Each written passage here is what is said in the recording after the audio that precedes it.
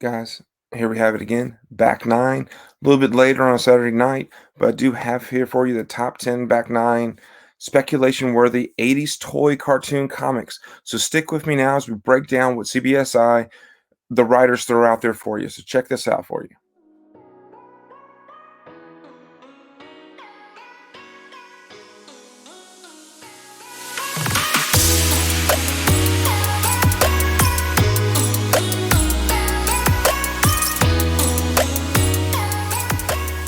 Top 10 speculation worthy 80s toy cartoon comics.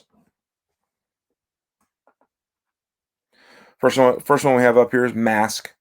First appearance of Mask. You know what? I'm gonna go with Mask. When people find out how dope they were, it's going to pop. Plus, there are some dope Paul Pope covers from the IDW series a couple of years back. This is the Mighty Mel V dropping his knowledge on us. Mask is one of those series. If you're an 80s child and you probably did have some of these toys, I know I had a van or a couple of characters probably from the show, from the cartoon. I don't really remember a whole lot about this cartoon. This was not my jam, but I do remember having a couple of the toys just because in the 80s you just had toys, and that's what one of the ones I did have. But guys, Mel V does point out the IDW. Check out a lot of these IDW and the Boom series, the ones that picked up some of these and redid them. There's some great comics out there to check out. Next, we have Spiral Zone #1. I take a live action Spiral Zone. I hope some Hollywood exec is reading this and reaches out to reboot the series. Following the success of Voltron, I'd be scouring what Japanese properties are good to bring back to the country. And this is Topher. Topher always likes to bring the knowledge on some obscure thing. So Topher's doing it here with this Spiral Zone. Guys, I have no clue, no knowledge whatsoever of Spiral Zone. But it's worth checking out. It's a DC one. DC didn't have quite as many toy comics, so this might be worth checking out. Next we have up is Star Warriors, basically Starriors. The first appearance, what a cool concept for this vintage toy line that is ripe for the live action. Humankind is in suspended animation, and there are now only robots protecting the Earth. Sounds a lot like Transformers with an interesting twist. This is from Adam, who does our Wednesday one. So definitely check this out. I do actually sort of dig this cover for Starriors. The Quest Begins. I have seen these in dollar bins. These are ones you probably can't find now. Good high grade copies, probably a little harder to come by, but I would look this up. This probably falls more into cartoons, but there were toys as well. Gargoyles #1. The creator and Jordan Peele have both expressed interest in going live action. At the very least, a reboot or a Disney Plus show has come into play. Huge cult following. This is from Valiant.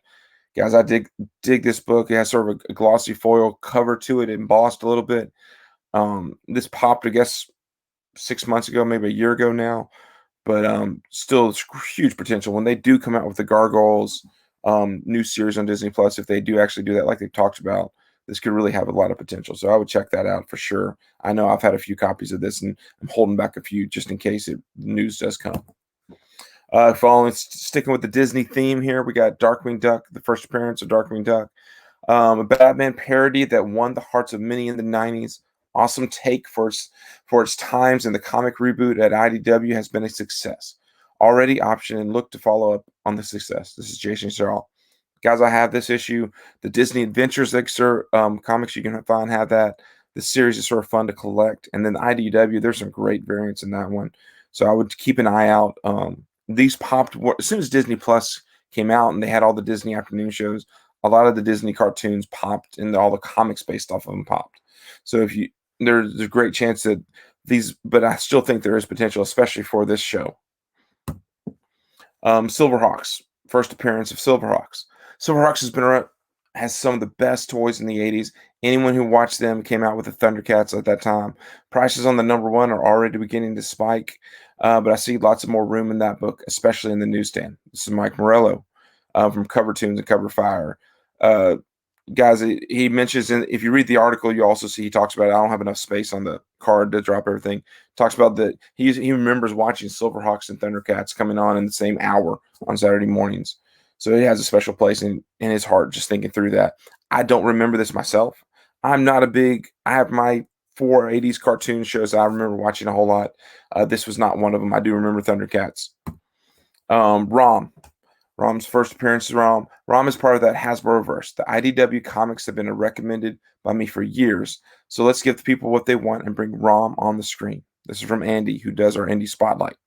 Um, yeah, Rom, once again, IDW has a great little series. Some of these ROMs, guys, check out the last issue. A couple issues of ROM have a little bit of price to them. This one has seen some spikes here and there.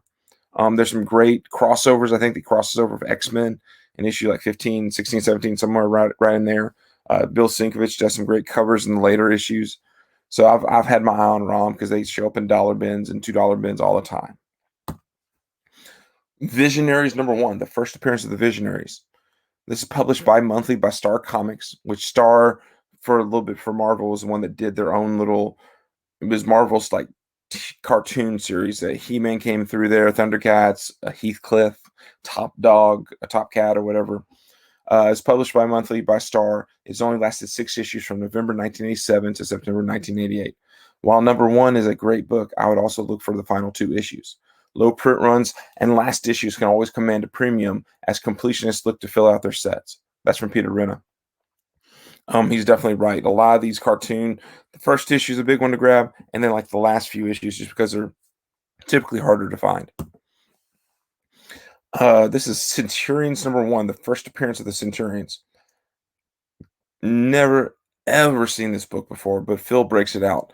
Going with Centurions #1. The WB put out feelers and released a DVD set back in 2016, and that got people excited. The vintage toy line has a big reflip value, and this cartoon dealt with eco issues and is an easy reboot with today's time. Phil has some more information in the article you can read. Guys, I can't speak to this at all. Never seen this comic. It's a DC comic.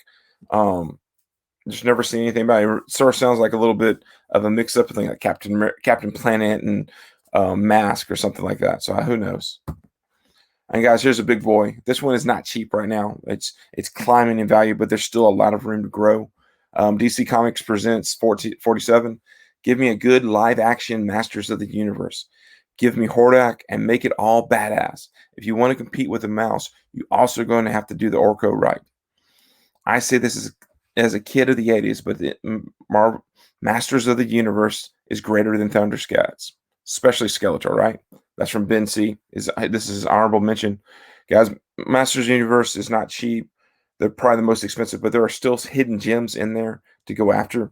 Guys, this is one of my books on my want-to-find list, but I'm a cheap person, so I'm always looking for the cheaper thing. But guys, that is the top 10 speculation-worthy 80s toy cartoons and comics. So if you like what you saw, if you like what I'm doing here, please take some time and hit that like button. Subscribe to my channel so you can see these videos when they come out. Not all of them get put on CBSI, so to know when they come out, to know when to watch them, you do have to hit like and subscribe. And just tell me what were your favorite cartoon characters or comics that you're looking forward to. And check some of those out. And guys, if you're following my channel and following some of my IG posts, there is a giveaway coming, and it's already been announced. There's an IG post you can check out if you want to check those out. Figure out what videos that I'm mentioning it in. They have to do some heat checks and some under the radars. But if you follow some of those as they drop, you'll get information about a giveaway. But once again, like, subscribe to this channel. And once again, this is comicbookinvest.com.